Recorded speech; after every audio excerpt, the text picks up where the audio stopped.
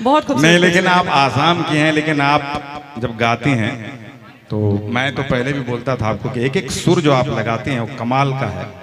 और मैं आपको बताऊं, जब भी मैं इनके साथ गाता था, ये राज की बात है, कोई नहीं जानता, सिर्फ मैं जानता हूं।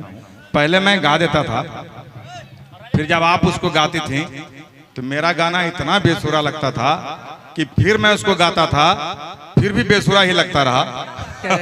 ये आपकी मतलब नहीं, बहुत बड़प्पन है, ऐसे कोई नहीं बोलेगा। बहुत सारे देखिए, राजनीति जो है वो तो संगीत की दुनिया में भी है, हमने भी झेला हुआ है, हमने देखा हुआ है। लेकिन ऐसे जो इनोसेंट एक सच्चा कलाकार है वही इसको सामने बोल सकते हैं। बाकी ऐसे भी गायक है, बहुत बड़े बड़े अभी स्टार है, सुपरस्टार है, जो धीरे धीरे मेरे साथ डुएट गाते गाते मेरे जगह में किसी और को उनको इतना ईगो होने लगा कि उनको पता नहीं, मुझे तो लगता है संगीत को एंजॉय करना चाहिए, लेकिन उनको लगने लगा कि कल्पना जी भारी पड़ रही है। उनका सोच है, ये उनकी मानसिकता है।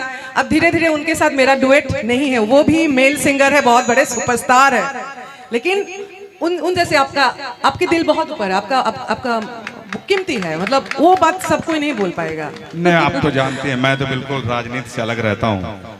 आज भी मुझे आपके साथ गाने नहीं, ये को सब मिलेगा बहुत तो ही चीप राजनीति है, कोई राजनीति नहीं, स्तर बहुत नीचे है। आजकल तो कई ऐसे कलाकार हैं, सुपरस्टार अपने आप को समझते हैं, लेकिन यहाँ तक मंच पे कह देते हैं कि तुम क्या गाती हो, मैं जो गा दूंगा तुम्हारा बाप नहीं गा सकेगा। अब ये कितना, छोड़िए ये सब, हम बाप नहीं करेंगे, नहीं तो हम में उनमें कोई फर्क नहीं। कलाकार आप किसी के बाप के बारे में कैसे बोल सकते हैं? बाप तो सबका बाप है, माँ तो सबकी माँ होती है ना।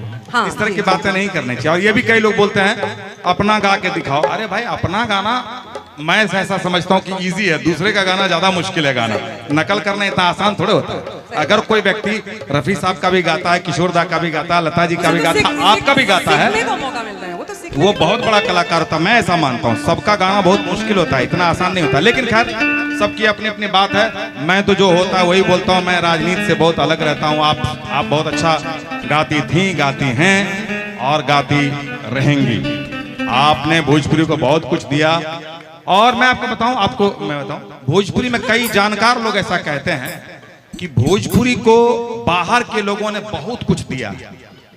जैसे शारदा जी मिथिलांचल की हैं, शारदा जी ने भोजपुरी को बहुत कुछ दिया। आप आसाम के रह के आपने भोजपुरी को बहुत कुछ दिया। तो चलिए, बहुत भोजपुरी ऋणी है आपका।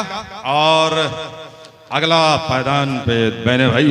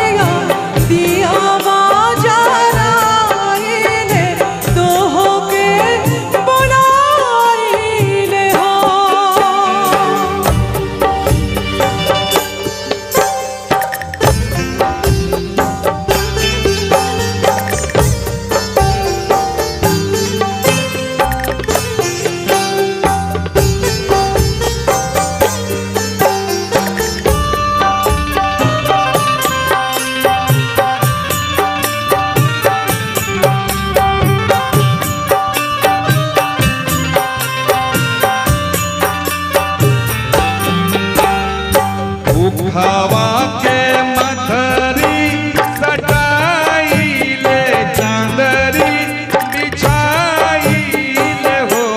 छठी मैया अमवा के जड़ पहिलाई ले, कोसिया भराई ले हो। छठी मैया अमवा के जड़ पहिलाई ले, कोसिया ले हो।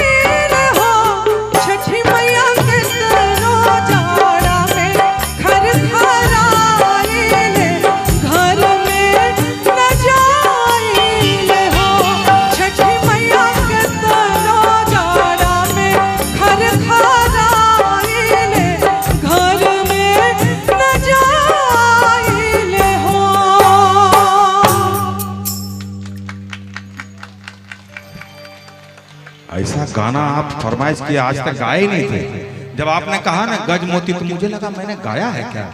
फिर मैंने सुना तो यार मेरी आवाज मैंने कहा आवाज तो मेरी जैसी लग रही है, ऐसा मुझे और ऐसा एक्चुअली उस समय का जितने भी एक साथ गाए ना हम, मतलब मेरे लिए तो छठ का जो एक जो संस्कृति है, संगीत है, वो भी नया था ना। सब सुर सब आसाम से अलग है ना, आसाम में पहाड़ी एक अलग ही रंग है। तो अब भी बहुत सारे ऐसे गीत हैं जो कहीं ना कहीं अब लेकिन एक विलुप्ति जैसा है। अभी जैसे ये रंग खो गया, अभी के संगीत में ये रंग खो गया है। Auto tune auto tune auto tune auto tune में आत्मा कैसे हो सकता है। ऑटो ट्यून से मैं ऑटो ट्यून समझ रहे हैं आप लोग, जो एक डांस का सॉन्ग में, आइटम सॉन्ग में वो अच्छा लगेगा, लेकिन छठ में, देवी भजन में ऑटो ट्यून नहीं चाहिए। तो कहीं ना कहीं मैं समझती हूँ भोजपुरी संगीत जो भी कर रहे हैं, सबका भी एक जिम्मेदारी है कि ऐसे ऐसे गीत है वो सब वापस अब आने की एक्चुअली बारी है। छैला जी